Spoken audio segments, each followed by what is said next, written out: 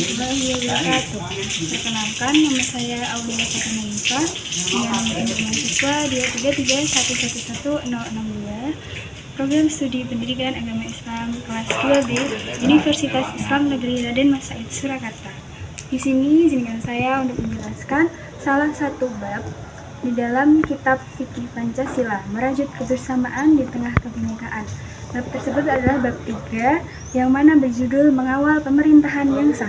Di dalam bab 3 sendiri dibagi menjadi 3 poin. Pertama yaitu kewajiban menghormati pemerintah, poin kedua larangan memberontak pemerintah yang sah, dan poin yang ketiga adalah etika amar ma'ruf nahi mungkar terhadap pemerintah. Menuju poin pertama yaitu kewajiban menghormati pemerintah. Poin pertama yaitu kewajiban menghormati pemerintah.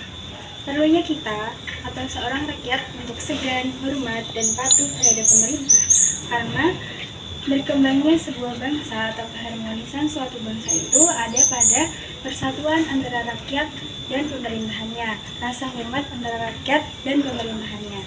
Bahkan Allah berfirman dalam Quran surat An-Nisa ayat 59 yang potongannya berbunyi A'udzubillahi minasyaitonirrajim. Ya ayyuhalladzina amanu atti'ullaha wa atti'ur rasul wa ulil amri minkum. Ya artinya, wahai orang-orang yang beriman, taatilah Allah, taatilah Rasulnya, dan taatilah pemerintah di antara kalian. Mengapa memuliakan seorang pemerintah itu hukumnya wajib? Karena dalam kitab At-Tafsir Bisyar Al-Jami As-Saghir, Syekh Abdul Rauf Al-Munawi berkata, "Li anna nidhamad daini innama huwa bil ibadah, wa la tahsulu illa bi imamin muta'in mu'azzizin muwaqqarin." Nah, artinya karena teraturnya sebuah agama itu dapat dihasilkan dengan ibadah, dan ibadah tidak dapat dilakukan tanpa adanya seorang pemimpin yang dipatuhi dan dimuliakan. Meski demikian, menghormati seorang pemerintah bukan berarti kita bersikap pasif dan menerima semua ketetapannya. Namun kita bisa melakukan upaya yang mengiringi di mana upaya tersebut sesuai dengan perundang-undangan ataupun nilai-nilai Islam secara konstitusional. Lalu lanjut pada poin berikutnya yaitu poin kedua, larangan memberontak pemerintah yang sah.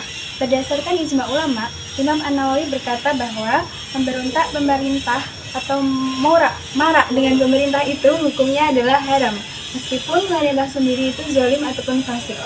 Imam An-Nawawi berkata bahwa innama alaihim wa qitaluhum faharamun bi'ijma'il muslimina wa in kanu fasaqatan baliman. Adapun di antara kalian yang keluar dengan ketaatan terhadap penyelenggara suatu negara atau memberontaknya hukumnya haram berdasarkan ijma ulama, meskipun pemerintah itu sendiri fasik ataupun zalim. Berdasarkan catatan sejarah dahulu diceritakan bahwa pada zaman pemerintahan Raja Al-Watsik, di mana Raja Al-Watsik merupakan seorang raja yang berasal dari golongan Mu'tazilah. Nah, pada masa pemerintahannya banyak sekali penyimpangan peraturan yang dibuat yang melanggar sesuai syariat. Tak hanya itu, Raja Al-Watsik juga berkata bahwa Al-Quran adalah makhluk, padahal Al-Quran adalah kalam Allah Subhanahu wa Ta'ala.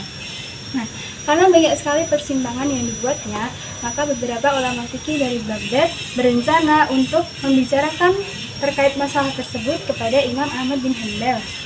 Lantas, Imam Ahmad menjawab, wajib atas kalian mengingkarinya hanya dalam hati kalian. Jangan melepaskan tangan kalian dari kepatuhan kepada pemimpin kalian. Jangan kalian memecah belah persatuan kaum muslimin. Jangan kalian menumpahkan darah kalian dan kaum muslimin. Renungkanlah akibat dari pemberontakan yang hendak kalian lakukan. Bersabarlah kalian sampai orang baik hidup tentram dan selamat dari bahaya orang-orang jahat. Pemberontakan ini merupakan tindakan yang tidak benar dan menyalahi ajaran para sahabat. Dalam kitab Al-Manhajiyah Al-Ammah fil Aqidah, Syekh Abdul Fattah Hudaisi al-Yafi'i, Imam Ahlus Sunnah wal Jamaah menjelaskan bahwa jika ditilik dari sejarah zaman dahulu, ada masa di mana sebuah pemerintahan itu dipimpin oleh rezim Mu'tazilah seperti Khalifah Al-Ma'mun, Khalifah Al-Watsik, Khalifah Mu'tasim. Mereka pada zamannya membuat persimpangan peraturan yang bertolak belakang dengan syariat. Namun pada masa itu juga banyak sekali ulama fikih maupun ulama mazhab yang terkenal pada abad ketiga Hijriah, seperti Imam Bukhari, Imam Muslim, Abu Dawud, At-Tirmizi, An-Nasai, itu. Namun mereka tidak pernah berencana untuk memberontak pemerintah mereka sendiri. Bahkan mereka tidak pernah memfatwakan yang haram di belakang pemerintah mereka sendiri. Itulah salah satu teladan dari Imam Ahlus Sunnah wal Jamaah yang patut kita teladani sebagai upaya mereka untuk menghormati pemerintah mereka meskipun berbeda pandangan. Penjelasan dari poin terakhir yaitu etika amar ma'ruf nahi mungkar terhadap pemerintah. Rasulullah Shallallahu Alaihi Wasallam bersabda bahwa man ra'a minkum munkaran falyughayyirhu biyadihi fa in lam yastati' fa bilisanihi fa in lam yastati' fa biqalbihi wa dzalika adhaful iman. Rawahu Muslim. Yang artinya barang siapa di antara kalian melihat suatu kemungkaran, maka ubahlah dengan tangannya. Apabila tidak bisa dengan lisannya dan apabila tidak bisa dengan hatinya, dan itu selemah-lemahnya iman. Maksud nahi mungkar dalam hadis tersebut adalah upaya kita untuk menghilangkan suatu kejelekan atau kemungkaran yang tidak sesuai dengan syariat atau bertentangan dengan syariat.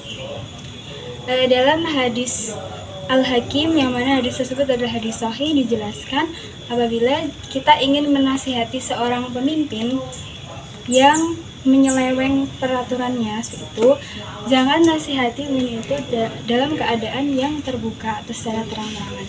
Namun jabatlah tangannya, ajalah ia ke tempat yang sepi dan berbicara dengan baik. Apabila nasihatmu diterima, maka bersyukurlah, namun jika tidak mengapa, karena sejatinya pemimpin tersebut telah menunaikan kewajibannya dan telah memenuhi haknya. Karena agama sangat menjaga kewibawaan seorang pemimpin. Apabila kita ingin menasihati seorang pemimpin, jangan nasihati secara anarkis ataupun secara mencaci makinya, seperti yang telah dijelaskan dalam hadis Al-Hakim yang sahih tadi. Itu. Nah, mungkin cukup penjelasan yang dapat saya sampaikan. Semoga materi ini dapat bermanfaat bagi kalian dan menjadi salah satu syarat saya dalam mengerjakan ujian tengah semester mata kuliah Pancasila bersama dosen Ahmad Muhammad Husain Nasuha. Terima kasih atas partisipasinya. Apabila ada kekurangan, itu datangnya dari saya, dan apabila ada kelebihan, datangnya dari Allah Subhanahu wa Ta'ala. Terima kasih. Wassalamualaikum warahmatullahi wabarakatuh.